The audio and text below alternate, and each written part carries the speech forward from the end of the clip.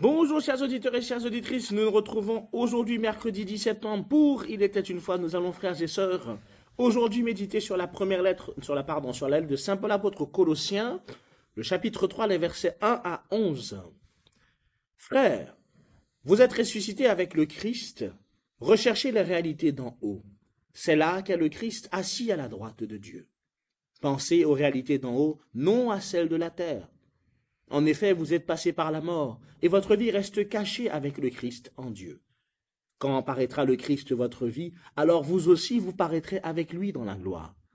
Faites donc mourir en vous ce qui n'appartient qu'à la terre, débauche, impureté, passion, désir mauvais, et cette soif de posséder qui est une idolâtrie. Voilà ce qui provoque la colère de Dieu contre ceux qui lui désobéissent. Voilà quelle était votre conduite autrefois, lorsque vous aussi vous viviez dans ces désordres. Mais maintenant, vous aussi, débarrassez-vous de tout cela. Colère, emportement, méchanceté, insulte, propos grossiers sortis de votre bouche.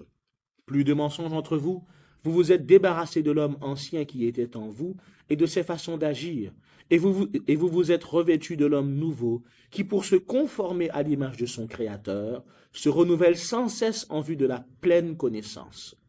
Ainsi, il n'y a plus le païen et le juif, le circoncis et l'incirconcis, il n'y a plus le barbare ou le primitif, l'esclave et l'homme libre, mais il y a le Christ, il est en tout et en tous. Frères et sœurs, l'évangile donc, la première lecture de ce jour décidément, nous fait méditer sur cette dynamique, frères et sœurs, de l'homme ancien et de l'homme nouveau. Vous voyez, depuis donc lundi, nous avons commencé à méditer sur la question donc de la transformation. Lundi sur la transformation dans la généalogie. Hier, la transformation justement personnelle et le choix de Dieu qui nous appelle à cette transformation-là malgré nos péchés. Et aujourd'hui, frères et sœurs, j'aimerais qu'on s'arrête sur un aspect tout particulier de la foi qui est, frères et sœurs, la différence entre adhérer et croire. Voyez, frères et sœurs, dans le passage que nous venons de lire, donc de la lettre de Saint Paul aux Colossiens, voyez, Saint Paul nous dit qu'on doit passer de l'homme ancien à l'homme nouveau. On doit passer de la mort à la vie avec Dieu. Et que cette vie avec Dieu, frères et sœurs, elle nécessite que nous fassions justement ce que le Seigneur nous demande. Vous voyez, c'est ce que Saint Paul nous dit, que nous devons obéir et ne pas justement rentrer dans cette désobéissance parce que c'est elle qui était notre conduite autrefois lorsqu'on vivait dans ces désordres-là, pour reprendre les mots de Saint Paul. Et donc, vous voyez que, frères et sœurs, le Seigneur nous invite à réellement croire en lui, pas juste à adhérer. Et frères et sœurs, je le dis parce que lorsque on adhère au Christ, eh bien, on adhère de façon intellectuelle. On adhère à ce qu'il dit, on adhère entre guillemets parce que on sait que c'est Jésus, quoi. Oui, Jésus dit qu'il peut faire de moi un homme nouveau et une femme nouvelle, ce qu'on disait hier. Oui, Jésus dit qu'il peut guérir toutes choses. Mais frères et sœurs, il y a cette différence entre adhérer à cela et croire réellement dans les paroles que nous disons. Et je le dis parce que, frères et sœurs, voyez, dans cette transformation que nous sommes invités à faire, que Saint Paul vient de nous dire, eh bien, pour quitter cet homme ancien-là, pour se débarrasser des colères, emportements, méchanceté, insultes, propos grossiers, etc., débauche, impureté, passion, désir mauvais, eh bien, nous avons, frères et sœurs, à réellement croire en ce que le Christ nous dit. Et pas juste à adhérer à ce que le Christ nous dit. Et je le dis parce que, frères et sœurs, lorsque on prend le temps de s'arrêter réellement sur ces paroles-là, elles nécessitent de nous, je vous le redis, une obéissance de Dieu. C'est-à-dire que la transformation que le Seigneur nous demande, frères et sœurs, d'avoir, elle passe par cette obéissance-là aux choses de Dieu. Et frères et sœurs, lorsque le Seigneur nous dit qu'il peut nous guérir, il ne faut pas seulement adhérer à cela, mais il faut y croire. Il faut y croire fermement. Et parce qu'on y croira fermement, on sera disposé donc à obéir à ce que le Seigneur nous demandera pour changer ce qui a besoin d'être changé. Pour que justement l'homme ancien puisse mourir et que l'homme nouveau puisse germer. Voyez, frères et sœurs, beaucoup d'entre nous, parfois, nous demandons au Seigneur de nous transformer. Vous voyez, je vous vois ce que je disais hier. Nous demandons au Seigneur de nous débarrasser de ci, de nous débarrasser de ça. Pour autant, est-ce que, frères et sœurs, nous sommes disposés à obéir au Seigneur quand il nous dit que pour nous débarrasser de ça, il faut que nous accomplissions telle autre chose? Voyez, frères et sœurs, on a comme ça, malheureusement, des décalages parfois entre ce que l'on voudrait et ce que l'on fait réellement pour faire advenir ce que l'on voudrait. On voudrait, frères et sœurs, parfois être des gens, par exemple, plus calmes, plus patients.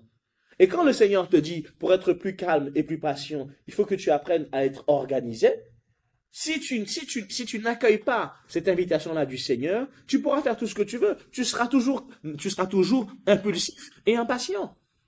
Et voyez, frères et sœurs, c'est pour ça que je vous dis qu'il ne faut pas seulement adhérer aux propos, il faut y croire, frères et sœurs. Et quand on y croit, faire ce que le Seigneur nous demande pour achever, voyez, cette fameuse transformation que nous commençons.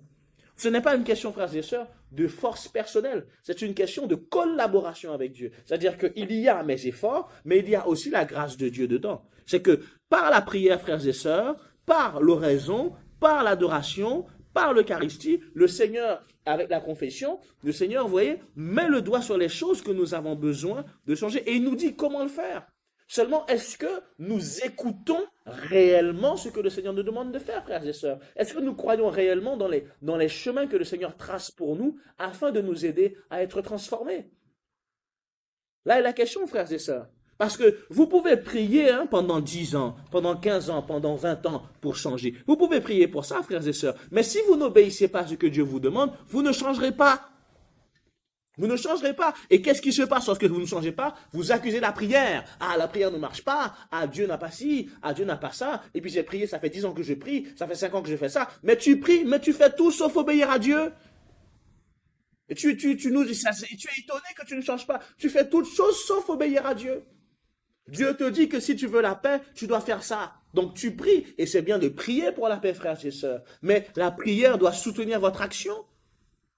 Donc ça veut dire que tu pries pour avoir la paix, et quand le Seigneur te dit que pour avoir la paix, il faut renoncer à la succession, il faut renoncer à la promotion, il faut renoncer voilà, à telle ou telle chose, mais que tu ne veux pas y renoncer parce que tu y tiens.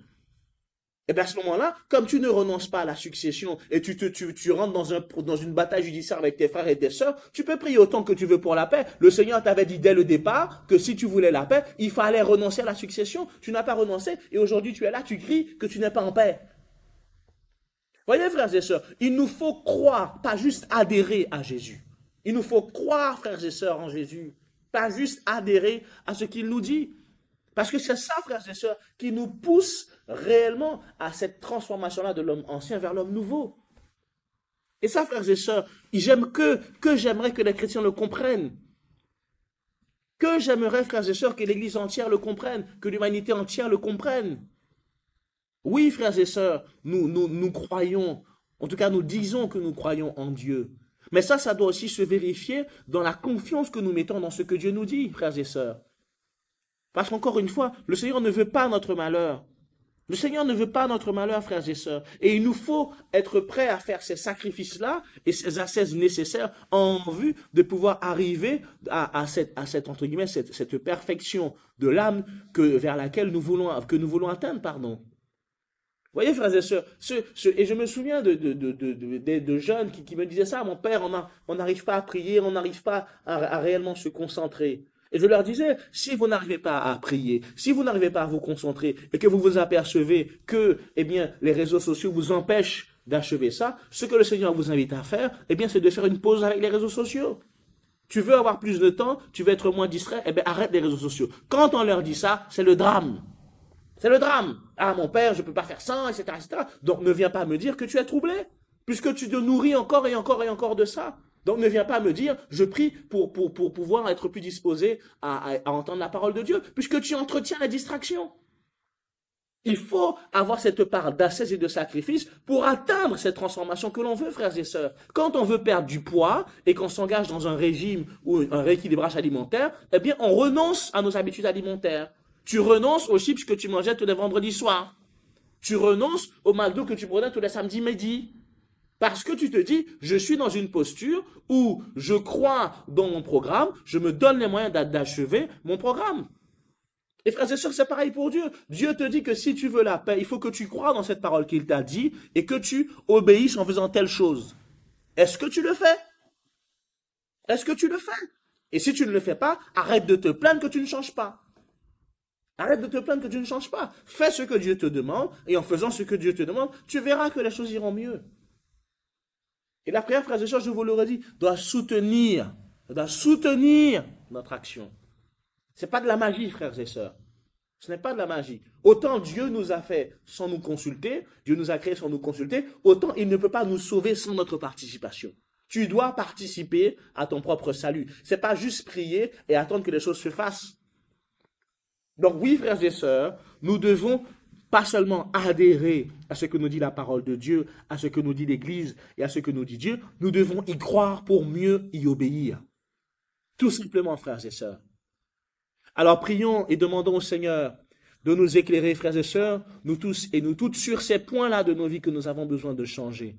Et demandons-lui la docilité pour obéir à ces instructions qu'il nous donnera, frères et sœurs, pour qu'il puisse, avec notre concours, nous aider à faire l'homme ancien disparaître et faire advenir l'homme nouveau. Au nom du Père, et du Fils, et du Saint-Esprit. Amen.